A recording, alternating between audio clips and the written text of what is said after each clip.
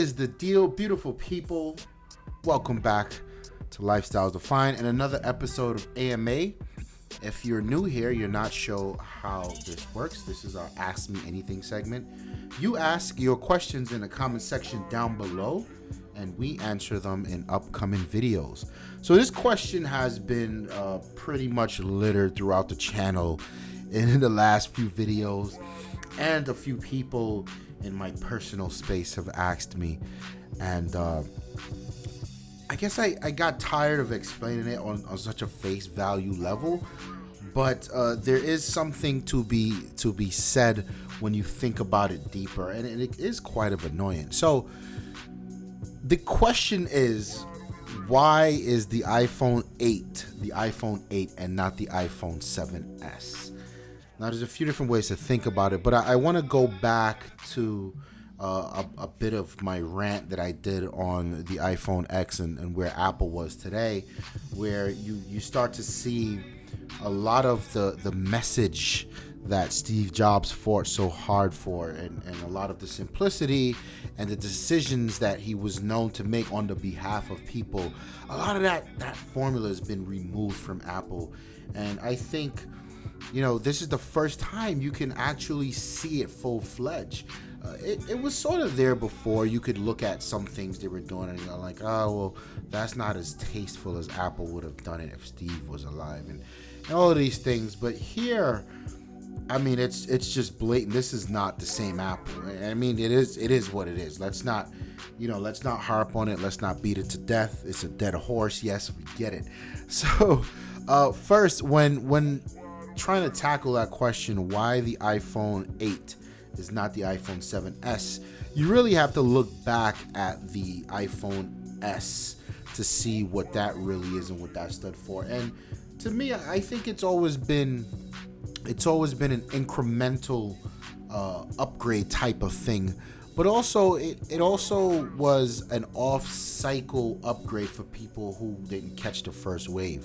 So I thought it was usually genius of Apple to, instead of making a phone every 2 years or every 2.5 years, make one every year and give the incremental updates that you've been working on.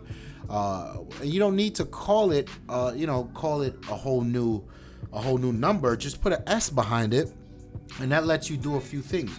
It lets you keep the same form factor, which means not a lot of your back end manufacturing have to change, and it satisfied people who are going to upgrade to it. And it made sense because there were now two waves of iPhone users. There were the users who would get the main design, whatever that is, the iPhone 4, iPhone 3, iPhone 5, 6, and then there were the people who would get the S version of it because they got the S version of the last one, right? So that is a thing. I mean, we made fun of it when it first happened. It is what it is. This is how things work now.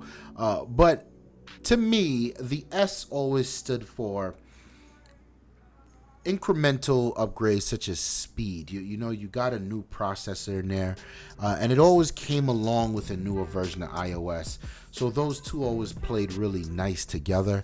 And for a fact you would get the improved camera. They would do some new magic on the camera, and oftentimes it'd be a new processor.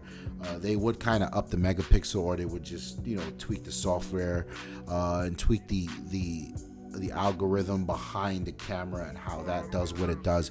So these are things that I think by and large everyone expects of an S. When you look at the iPhone 8, it's a very weird thing because it looks identical to the iPhone 7. It's the same body style, and you get those incremental features that you would expect in an S. So you get the processor bump, right? You get that new A11 Bionic processor. You get the new dual cameras, which was there in the iPhone 7, but now it's I think it's a better processor. It does a little more, and there's also the image stabilization on both lenses, so you get that. You get the new tricks like the wireless charging. You get the AR kit that comes along with the new version of iOS.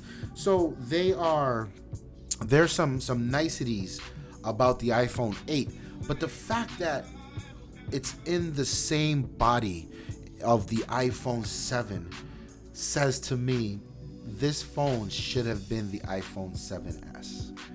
And I don't care what anyone says, this is the iPhone 7S.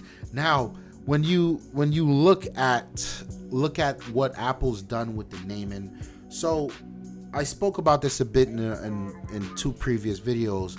The stars sort of aligned for Apple. 10th year anniversary, 10th year of iPhone, and Steve Jobs, and you got the big theater. So 10 was a big number, and they decided to skip 9 and go straight to 10.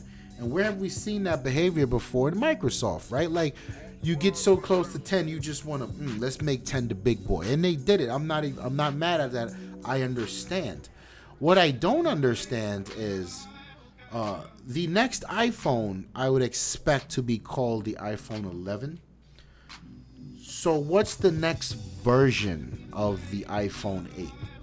Is it the iPhone 8S? Is it the iPhone 9? How do you sell an iPhone 11 to someone when you have an iPhone 9 on the market that's really 2 years old? Last year's phone was the iPhone 10. Like, it starts to become super confusing. And again, going back to the point that simplicity was what Apple did. Simplicity, they told you what you needed and what you didn't need. They just kept it simple.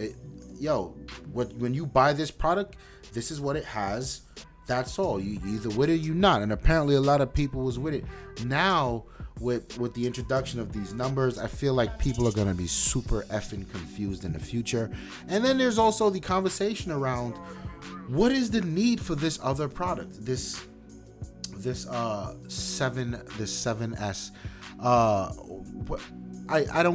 I felt like they could have not offered the 7S or the iPhone 8. They could have just went straight for the iPhone 10. You get what I mean? Like, is it one of those things where they couldn't call it the iPhone 10 because there really was no gap between 7, because you'll be skipping 2 numbers now?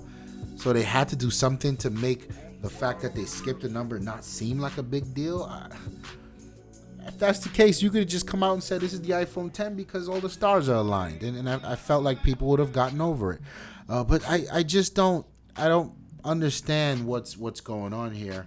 And I hear the argument that Apple is now competing in every price point on the market. $4.99, $3.99, $6.99, $7.99, $8.99. Like, I don't buy that. I felt like even if the iPhone 10 was starting at $8.99, this is Apple. You know what you're dealing with. On top of the fact that in the US, people don't see what the real cost of this phone is, either because they lease it from their carrier or they lease it from Apple themselves. And for those of you who don't do that, obviously you've got the money. You don't mind spending the money on your products. And if you're an Apple fan, it's been proven time and time again. You just don't give a shit how expensive it is. You will buy it. So I don't care. I don't care for the argument that Apple is making a play in every price point. Like, no, I don't see it that way. Apple's fully capable of A, charging whatever the hell they want, so people will have bought it either way, and B, if they really concerned with offering a phone in a specific price point, then just lower the price of the goddamn iPhone. You know, Apple's been obsessed with protecting their profit margins, which we know out of all the OEMs in the technology world and the mobile space, their profit margin is unheard of. And it's more the greed shit. So yeah, it's super strange to me what's happening. I think it's super sloppy, and I think it matters. A lot of people find this conversation to be very silly, but they discredit the fact that meticulous details is what made Apple. It was their ability to be very meticulous about simple shit that just didn't matter. Like, people lost sleep over what to call this, how to call it, the color to put in the box, the way to buy. Like, this is what made Apple Apple, and this is a clear indication that goodbye.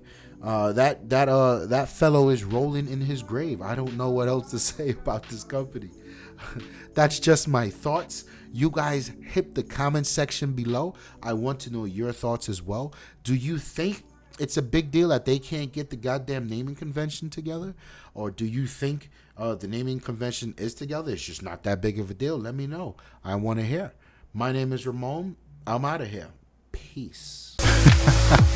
Well, I guess. And the reason we started Lifestyles Defined is because if we weren't on camera arguing about these things, the technologies, the phones, the iPhones, the Androids, the cameras, the games, we'd be on the phone arguing about it. We'd be in each other's houses arguing about it. So why not just put it in front of a camera for everyone to enjoy it the way we do? That's what Lifestyles Defined is all about. We just love this shit.